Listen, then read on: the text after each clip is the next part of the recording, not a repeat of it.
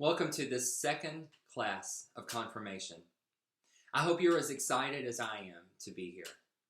Today we're going to discuss a few topics. First will be the history of United Methodism, and then we'll move into how we're all connected as United Methodists. We'll talk some about John Wesley, and then we'll talk about our discipline, which sounds scary but really isn't. So you and I are what is called United Methodist Christians. But did you know that the United Methodist Church really isn't that old? The United Methodist Church started in 1968. And while it is older than I am, because I wasn't born until 1980, there are so many in the church that were actually Methodists before they were United Methodists.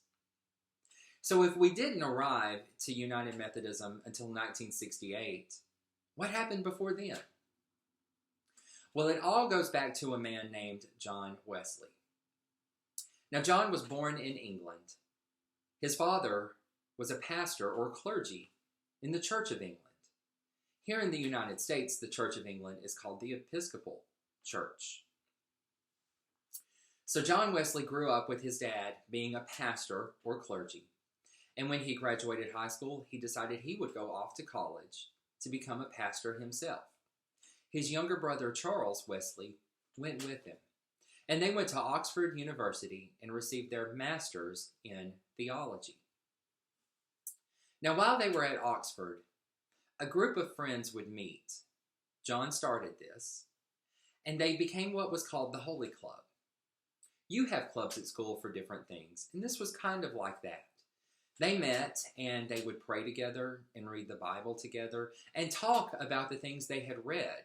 But the way they discussed it and the way they studied their Bible was different than had ever been done before. It had a specific method to it, which later became our Wesleyan Quadrilateral, which we'll be learning later. So through this Holy Club, these small groups of about 10 or 12 would meet at a time and engage in these discussions. And these holy clubs, they begin to catch on. And all the schools around Oxford began to have them. And then all the schools in England began to have them. And it spread throughout all of Europe, so that most of the major colleges there had holy clubs. Now, when John Wesley started these holy clubs, he never intended on them becoming a denomination. A denomination is a type of church. United Methodism is a denomination. Church of Christ, Baptist, Pentecostal, Presbyterian, Episcopal, these are all denominations of churches. So when John Wesley was doing this, he didn't seek to start a new denomination. He was content being clergy in the Church of England and thought everything was just fine there. So we fast forward then to the 1760s. Which is a long time ago. By then, settlers from England had moved over here to the New World, what would become America, and had begun meeting. They begun meeting in churches that were actually part of the Church of England, and these holy clubs were still going. They were still studying and getting together and praying and talking the same way that John Wesley had taught. When we won our freedom in the Revolutionary War, John knew that we had to become something because we could no longer be the Church of England because we were no longer citizens or subject to England's rule. So he sat down with the Church of England's Articles of Religion and their discipline book, and he wrote it based on that to pertain to us in our context or to make it work for us. And those became the Articles of Religion that were adopted at the Christmas Conference in 1784, forming the Methodist Episcopal Church. So now these holy clubs that had been meeting, they're now a denomination. The way they had been teaching and praying, their strive for social justice, which social justice is when you see things wrong in the world, you fix them. Racism is an issue of social justice. Homelessness, starvation, poverty, all of these things are social justice issues. And these holy clubs were really focused on offering missional help to all aspects of social injustice, which is where there was not justice. So at this Christmas conference, the first bishop in America was ordained, and it was Francis Asbury. And then Francis Asbury, at this Christmas conference, which, as you guessed, happened around Christmas, he then ordained the first group of preachers in America for the Methodist Episcopal Church, and they were called circuit riders. Now, there weren't many of them at first, and this is why the need for circuits became. There may have been 8 to 12 churches in about a day's horse ride from each other. And they would be grouped together just like Caney Spring is grouped with Berlin. And one circuit rider, or clergy or preacher, pastor, would be assigned to that circuit. Now, because they were a day's ride on horseback apart from each other, there was no way he could get to every single one of them every single Sunday. So what happened was lay speakers or lay servants were then trained to fill in on the Sundays that the circuit rider wasn't in that local church.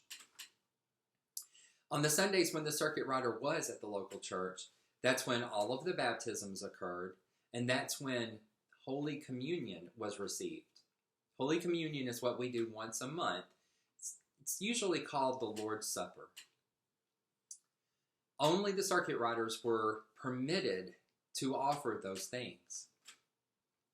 So the circuit riders would ride from church to church to church, and occasionally they would get moved out. A new circuit rider would come in, and that circuit rider would get moved to a different circuit.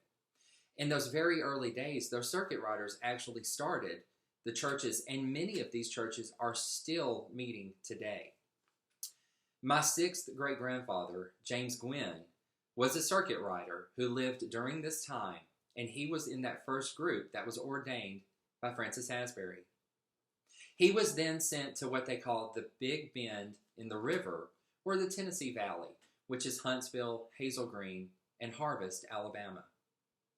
2 years ago, I rode his circuit in my car, not on horseback, and most of the churches he started are actually still meeting today. And it was so neat to see because they had a lot of his history, to see some of his handwritten sermons, to see some of his entries made on baptismal records, and to see these things of this circuit rider who was my 6th great-grandfather. But these circuit riders continued to ride these circuits up until about 1844. And something big happened in 1844. A bunch of people in the church couldn't decide or get along on a specific topic. Now, simultaneously, the Civil War was going on. And 2 groups in the church couldn't get along and fought endlessly over slavery. And the only way that they could continue forward was to split or separate. So we became 2 churches. The Methodist Episcopal Church continued, but the split occurred with the Methodist Episcopal Church South. And as you guessed, it was mostly churches in the South. Much like the Civil War lines were drawn, the church lines were drawn just like that. Now, if you go to Berlin United Methodist Church, there's a sign hanging outside, kind of up high in the center of the church building. And it states when the church started, and the name of the church was Berlin Methodist Episcopal Church South. And that sign is still there as part of its history. So we continued on as the Methodist Episcopal Church South until 1939. And that was many years after the Civil War ended. We just never came back together. But at that time we met, and we were able to work out our differences and come to being on the same page together. And we became the Methodist Church. Now, the Methodist Church continued from 1939 until 1968. And at that time, we had been talking with the Evangelical United Brethren Church and decided that it would be best for our church and their church to merge together and become one. And that church became the United Methodist Church. Now, that's not to say that current day we don't always get along, because we don't. And we as a church, we argue over most everything. But at the end of the day, I'm hoping still that we can stay together and we can continue to be the United Methodist Church, because our job is to make disciples of Jesus Christ, of the whole world. Our job is to go into mission, and when we find something wrong, we make it right. Our job is to share the love of God with everyone that we meet. If you have any questions, please feel free to reach out to me. I'm always available. I know this is a lot of information thrown at you. Hang on to this historical view of the United Methodist Church and look over that. There's a lot of information there, a lot that we didn't cover here. But again, if you have any questions, please feel free to reach out to me, and I'll do my very best to answer them for you. I want to talk now about a man named John Wesley. And that's probably a name you've heard a lot, if not only during this morning's videos, maybe in general in the church. Well, John Wesley is actually who started what we now call the United Methodist Church. He was born June the 17th in 1703 in Epworth, England. He was an Anglican clergyman and evangelist, and again, with his brother Charles, was a founder of the Methodist movement in the Church of England. He was the second son of Samuel, who was a former nonconformist or a dissenter from the Church of England, and was a rector at Epworth. His mother was Susanna Wesley. He attended Oxford University, and with he and his brother Charles and a few friends, they started what we call the Holy Clubs. Now, these Holy Clubs placed a lot of emphasis on methodical study and devotion. They were known for their frequent communion services and for their fasting 2 days a week. They would then add other social services to their activities, such as visiting prisoners, teaching them to read, paying their debts, and attempting to find employment for them. They extended their activities to workhouses and the poor, distributing food, clothes, medicine, and books, and also starting schools.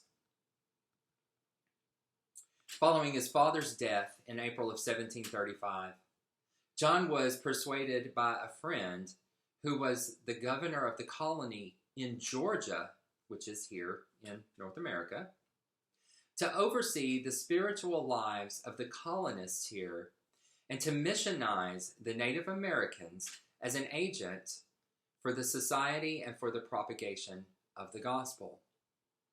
So his brother Charles went with him. By now they've both graduated college and they're ordained pastors.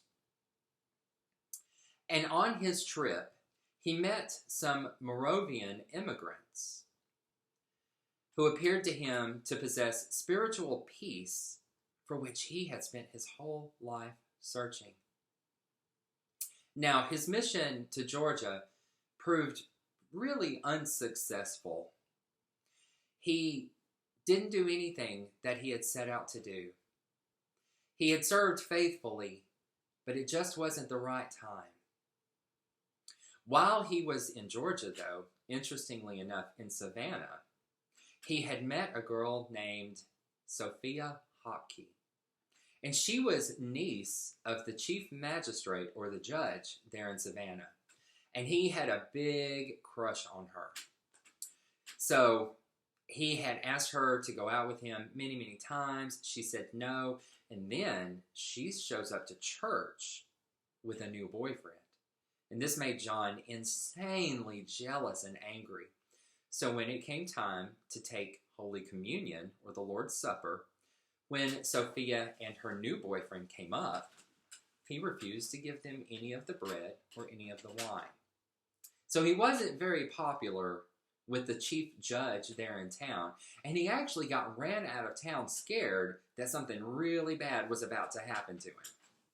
So he goes back to England, and he meets a friend, Peter Bowler, who convinced him that what he needed was simply faith. He also discovered some writings he hadn't been made familiar with in school by Martin Luther. Now, while all of this was happening, he was on Aldersgate Street in London.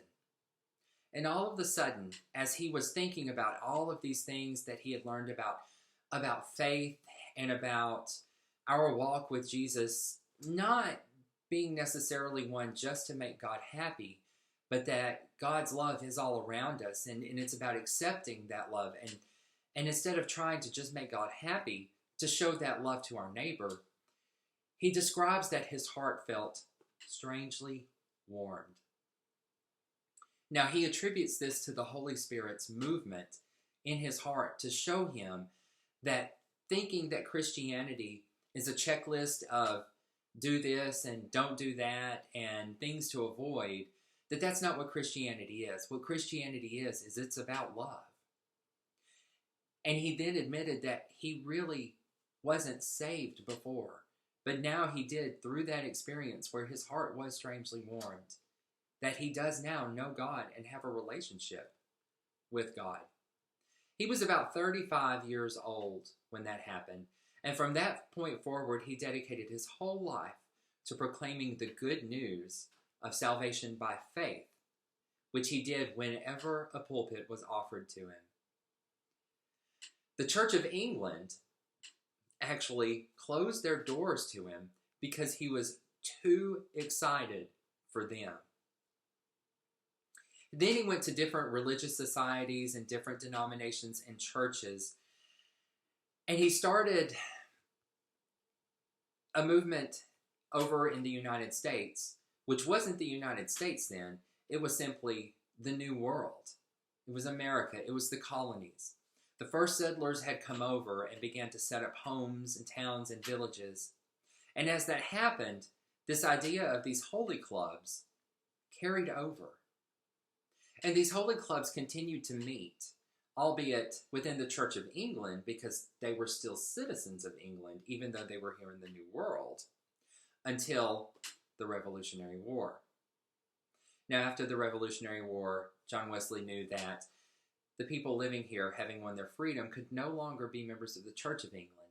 And that's when the Methodist Church was born, based on the methods and teachings of this holy club, based on John's experience at Aldersgate, based on everything. Methodism became the end result. He did come back, and he did help churches get started, and then he ordained the first bishop here, and then from there, we fast forward all the way to 1968 when we became the United Methodist Church. And still most, if not all, of the things we do, the methods we have, are still based on John Wesley. Our articles of religion in our Book of Discipline are the same ones that he gave to us. We still live our lives governed by Wesley's 3 simple rules, which are, first, do no harm at all. Second, do good. And the third, stay in love with God. We still take a view of Scripture using the Wesleyan quadrilateral. And we'll get to that later because it takes more time than we've got this morning. But all of these things that John Wesley gave us, they're still employed by the church today. And Charles, his younger brother, was right there with him. And while Charles didn't contribute as much to our theology in that aspect, he did so much, most of which can be seen in our United Methodist hymnal. Actually, the very first hymn in our hymnal, which is "O for a Thousand Tongues to Sing," was written by Charles Wesley. And it's a perfect summary of our theology, and is also known as the United Methodist Anthem. So if anyone makes a joke about the United Methodist Anthem, it's always, "Oh, for a thousand tongues to sing," because that really is the quintessential or the absolutely United Methodist hymn. I think it's the most Methodist in our hymnal. There's so much more to John and Charles Wesley in their life, but I wanted to hit the highlights here so you would have a good understanding of who started us and why we do some of the things that we still do today. If you have any questions or if anything's sticking out in your head as I don't know about this or that, please let me know. Reach out to me and I'm more than happy, actually excited to get to talk with you about this in greater depth. I hope you enjoy the rest of the videos in this class. And again, if I can help, please let me know. Now I want us to talk about how we're connected as United Methodists. And that's something you're likely to hear me and others in the church talk about, is our connection. Our connection in the United Methodist Church is unique to us. But how exactly does it work? Well, if you'll turn to page 3 in your folder, there's a picture there of how this looks. You'll see in the upper right-hand corner, the local church. We in Caney Spring United Methodist Church are a local church. And we are, of course, in a circuit with Berlin United Methodist Church, which is also a local church. Now, from the local church, we are connected to the greater church and to all United Methodists everywhere, first through our district. We belong to the Stones River District. There are about 106 churches in the Stones River District currently, and it kind of centers around Murfreesboro geographically. From our district, then we belong to an annual conference. We are members of the Tennessee Annual Conference. Now, the Tennessee Annual Conference is about to go through some changes December 31st. We are joining with Memphis, which is another part of Tennessee, but hasn't historically been a part of our conference. And we will become the Tennessee Western Kentucky Annual Conference. And that's where we, in the Stones River District, and in the local church, will then belong and call our annual conference. For the annual conference, then, belongs to an Episcopal area. An Episcopal area is an area that is overseen by a bishop. Why don't we just call it the bishop's area? Because historically, this has always been referred to as the Episcopal area, because everything that has to do with the bishop's office, the bishop's duties, titles, everything has the word Episcopal in it. The Episcopal office, the Episcopal duties, so on and so forth. So we actually belong to the Episcopal area that is the Tennessee and Memphis conferences currently, but remember that's going to change at the end of this year.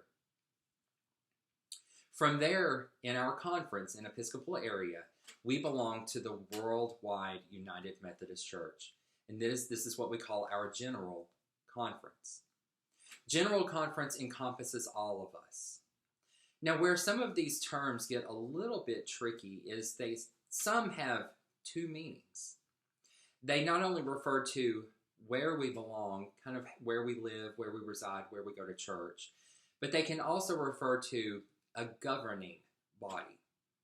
Kind of politically speaking, a group that makes decisions for us. That begins with the annual conference. So not only is it where we live, but it's also once a year in June when all of the elected delegates and clergy come together to form the Tennessee Annual Conference. Then we go to discussing and making decisions and debating things and talking about what's the best route for the future of our church and everyone in it. This is usually about a 3 to 4 day occurrence, but with COVID, we've been accomplishing it 1 to 2 days via Zoom. From there, every 4 years, we send delegates from Tennessee's annual conference to our general conference, which again is not just the Worldwide United Methodist Church. Every 4 years, a group meets and they discuss everything that is in what we call our book of discipline. Our discipline is published every 4 years. This is the 2016 edition, which because of COVID, the General Conference couldn't meet in 2020. So 2016 is the current edition. Every 4 years, we have to rebuy this book because it's updated. This is where the General Conference looks at everything and they review petitions that have been submitted by United Methodists around the world. You and I can submit petitions to change anything that's in this book. And when our petition is submitted, say there's something in it that we just don't think shouldn't be. When they read the petition, this entire group, which is representatives from around the world, will discuss and talk about, is this a good change or a bad change? Who does this help and who does this hurt? And if it's a good change, then the change happens and it becomes our discipline or our rules or law. When they do that, there's another group that they have to make happy. That's called our judicial council. And you can think of them kind of like our Supreme Court. They make sure that everything we do, every decision that's made on that big level, is a legal decision. If someone were to submit a petition stating that women could preach but couldn't be leaders in the church, and if the general conference passed that, the judicial conference would then say, that's not a legal pass because we have already affirmed that women can be pastors and can be leaders, and that can't be changed because of the judicial council's decision. So that's kind of how that works. There's one more governing body, and that's called our Council of Bishops. And remember, we talked about that Episcopal area that's ruled by a bishop. Ours is Bishop William McAlilly currently. They serve 4 to 7 years and then are retired, and a new bishop is elected. Now, our bishop in Tennessee is someone who never comes from Tennessee. Just like I am an itinerant pastor, bishops are also itinerant, meaning they move around and are placed in their best fit. This Council of Bishops isn't technically capable of rendering any type of decision, be it a discipline decision or a judicial decision, but they are able to kind of speak for the church in a way. They're allowed to give their opinion, and they're allowed to ask questions, favors, guide direction, and things like that. But in no way can they make decisions or rules for us. They help us live out our discipline and our call and our mission. That's their primary job. They're always pastors, and they're always pastors that have been in the field for many, many years. They're very educated and wise. So this is how we are all connected. It starts from the local church and connects all the way up to the General Conference. And through that, you and I are connected to every single United Methodist Christian around the world. It's pretty fascinating, isn't it? There's also some famous United Methodists that we're connected to or have been connected to. President Polk was a United Methodist. Well, he was a Methodist because United Methodism wasn't a thing back then. But he was Methodist. Hillary Clinton is United Methodist.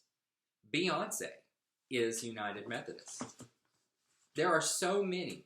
Stephen King, Harriet Tubman, Rosa Parks, even Ted Bundy was Methodist and United Methodist. And we're all connected through what we call our connectional table, which is our local church to our district, to our annual conference, to the general conference.